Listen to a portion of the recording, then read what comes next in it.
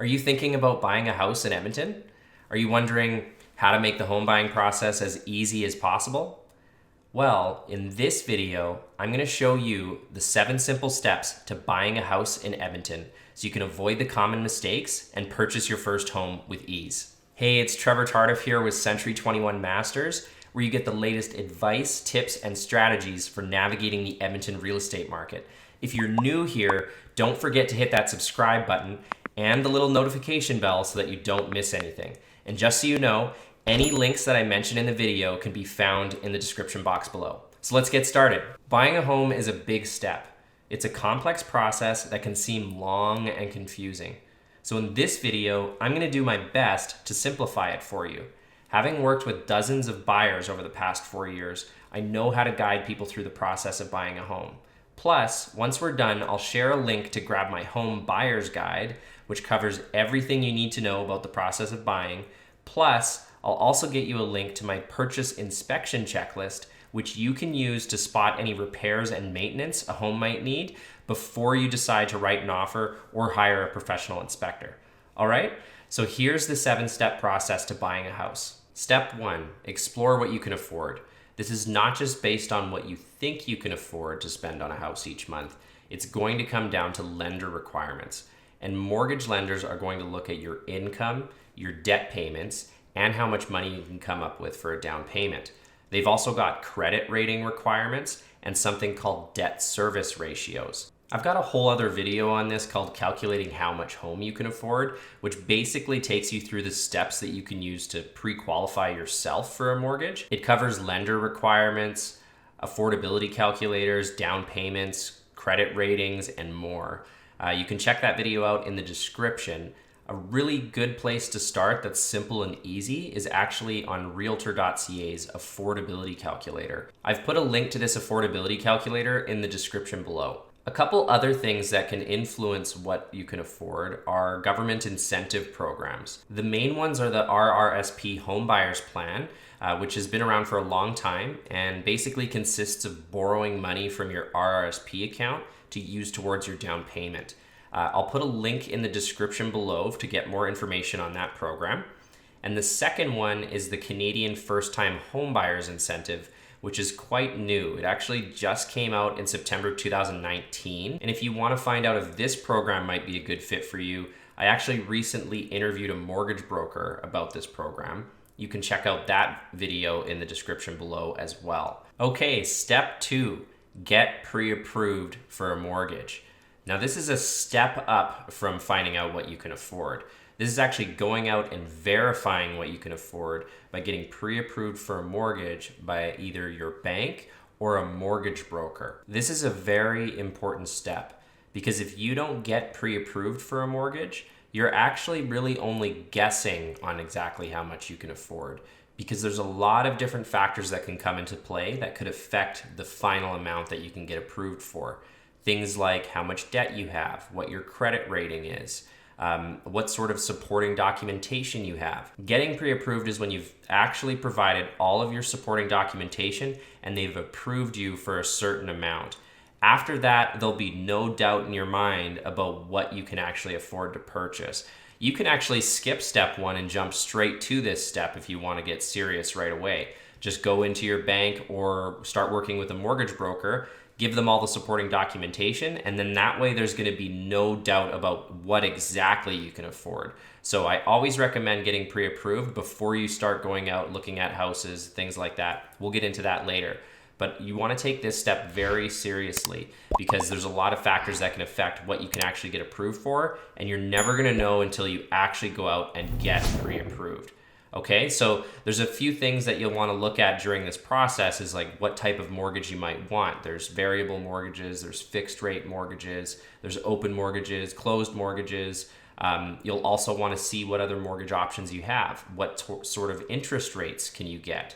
That'll depend on your credit and where you go to get a mortgage, whether it's your bank, what they offer you versus what you might be able to get offered through a mortgage broker. I always recommend people work with a mortgage broker because they're not stuck working with just one bank and they can shop the market for you. So if you're looking to get the best rates, you probably want to go through a mortgage broker. Another thing about getting pre-approved is that you can actually lock in your rate anywhere from 60 to 120 days, depending on the lender. So this can give you a little bit of security on knowing, okay, if I buy a house within the next 3 months, I know that this is the sort of mortgage rate that I'll get. This is a fundamental step of buying a house because once you've got pre-approved, it takes all the guesswork out of it and you know exactly what you can afford. Step 3, hire a realtor.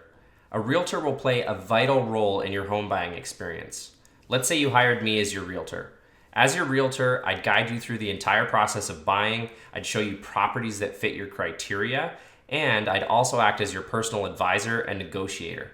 And the best part is, as a buyer, there's typically no cost to you for working with a realtor since real estate commissions are paid by the seller. Whether you are planning to buy a resale home or purchasing a new construction property, I still recommend hiring a realtor, since realtors have a fiduciary responsibility to act in your best interest versus being a salesperson who's acting in the best interests of a builder. If you'd like to have a quick chat with me to discuss how I can help you on your home buying journey, I've put a link in the description below where you can book a call with me. Ultimately, you want to pick a realtor that you are comfortable with, since you're going to be spending a lot of time with them, looking at properties, negotiating offers, all the way through to taking possession of your property. So you want to make sure you pick somebody that you like and trust. Okay, step 4, go house hunting and find the right home.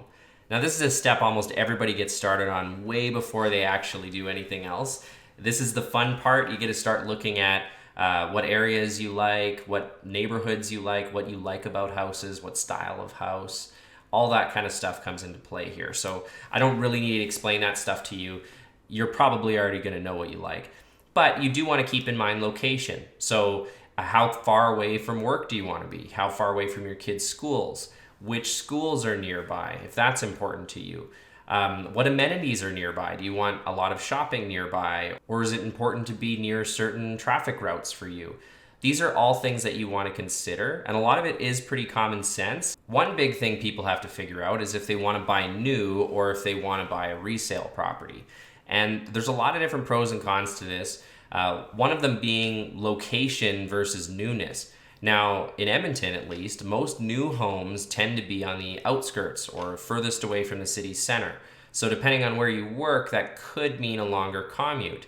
Whereas if you want a home that might be a little bit more centrally located, more than likely it's going to be a resale property. So that's one of the big pulls that people have to go through. Do they want something new, or do they want something that might be in a better location or a more convenient location for them? Sometimes it doesn't come down to that, and you can be a lot more flexible on it. That is one of the things that you'll want to consider. Also, if you're buying new, you get to completely customize the way it looks. So that's a pro from that. You get to pick which flooring that you want, what colors of paints. You get to basically design the whole thing. Whereas in resale, you'll be buying what's already in place. Yes, you can always renovate it, but that is something that not everybody's open to. So that brings us to our next thing. Are you willing to renovate a property? Or are you looking for something that's move-in ready, meaning that you already like it the way it is? Another thing to consider about buying new versus old is that older properties tend to have bigger yards. Now, this isn't all across the board, but a lot of new properties now are on 0 lot lines, or if they're not, they're already on smaller lots. So if you're someone that really likes those big lots, some of the older properties might appeal to you more in that regard. Another plus for buying a brand new home is that everything is brand new. So that means that your repairs and maintenance will be almost non-existent at first, whereas in a resale home, you'll want to pay closer attention to the age and condition of all the different components in the house. Here's another plus for buying a resale home. You won't be paying GST on the purchase, whereas on a brand new property, you do pay GST. So that could be another factor that you might want to consider. And one of the best benefits of buying a brand new property is that you get a new home warranty, whereas on a resale property, there is no warranty. You're basically buying it the way it is. On a new property, those warranties will cover different things that could go wrong. Okay, so there you have a whole bunch of different things that you could consider while you're out house hunting. A lot of this stuff could actually be done online before you even step foot in a property. And I usually recommend that my clients do start with a lot of research online. That way they can use that research to sort of take it from broad to narrowing it down, getting a better idea of what you like, and then you can actually pick your favorites and go out and look at those properties. Then once you've started looking at properties, it's just a matter of confirming what you thought you liked and finding the right house for you. Step 5, make an offer and negotiate the deal. Now that you've found the right home, it's time to make an offer. Your realtor will advise you on what to offer based on comparable sales. And comparable sales, all they are is basically just homes that are very similar to the one you've picked that have sold recently. Recent comparable sales are the best indicator of market value and should be given way more weight than active listings that have not yet sold. Just because somebody's asking a certain price doesn't mean that's what it's worth or what it will sell for. So you want to make sure that you're looking at recent comparable sales. Your realtor will have access to all this information and can review it with you before you make an offer. On resale homes, it's also smart to pay close attention to the condition of the property and any deferred maintenance or repairs that the home will need in the near future. These are things that will cost you money in the future. And if they're not in line with the condition of other properties that are on the market, then you might want to adjust your offer. You can use the purchase inspection checklist that I mentioned earlier in this video to evaluate the property before you make an offer or consider hiring a professional inspector. At the very least, it'll give you talking points for your inspector and ensure that anything that's a concern for you is addressed when you do hire a professional home inspector. And just to remind you, you can download that purchase inspection checklist with one of the links below. One of the main things to consider when you're making your offer is what conditions you want to attach to your offer. Now, the two most common conditions that are in most deals are a property inspection condition and a financing condition. The property inspection condition is pretty straightforward. You're basically just making your offer subject to your satisfaction with a professional home inspection. So if you do the inspection and you're not happy with the results, you can either walk away from the deal or try to renegotiate.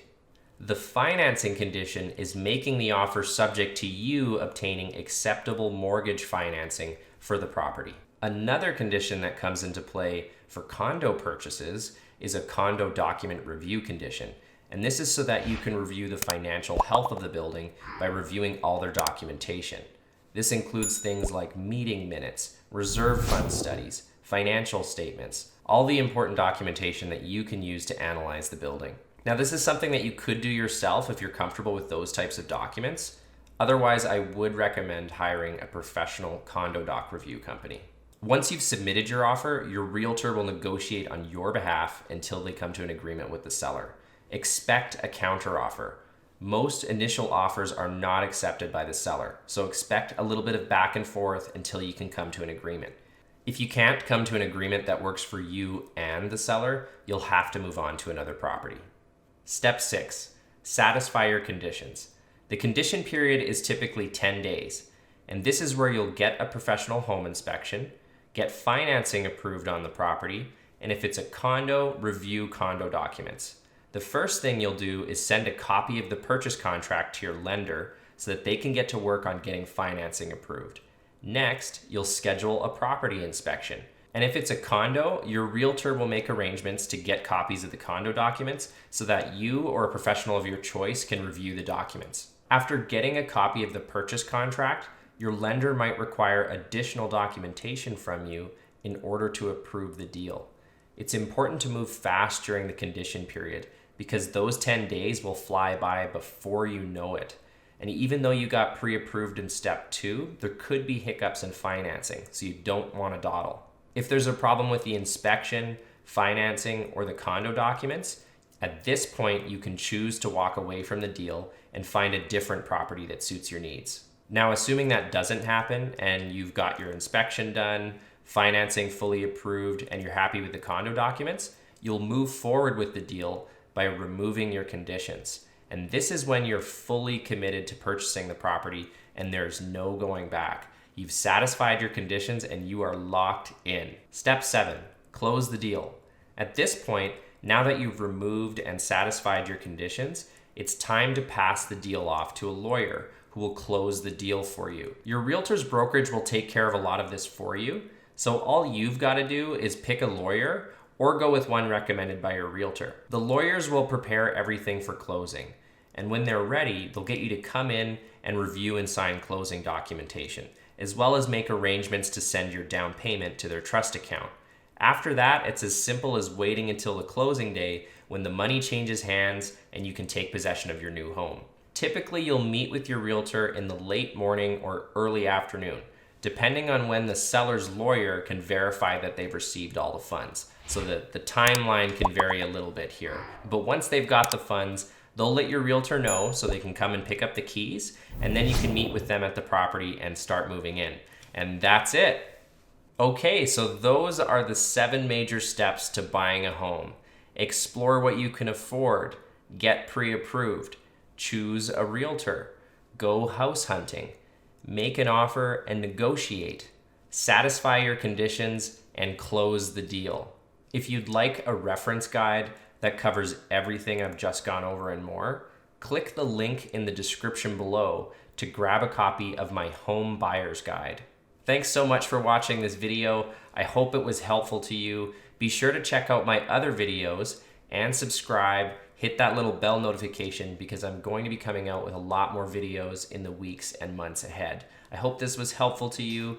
Let me know what you liked about it in the comments below, what you'd like to see next, or what your biggest challenges in real estate are. I'll see you on the next video.